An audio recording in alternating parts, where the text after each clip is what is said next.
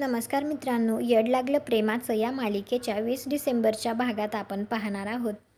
शशिकला निकीला म्हणत असते, वा निकी, काय कमाल प्लॅन केलायस आणि कडक ड्रामा सुरू केलायस तू.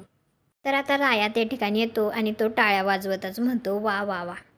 आणि तो सोबत मंजिरीला सुद्धा घेऊन आलेला असतो. तर तो म्हणतो, बघितलंस का मिस फायर, हे सगळ्या निकीचं काम आहे.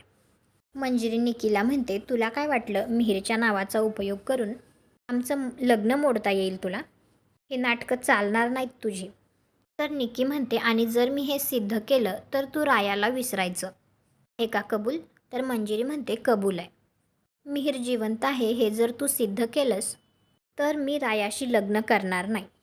तुम्हाला काय वाटतं, मिहिर जिवंत असेल का?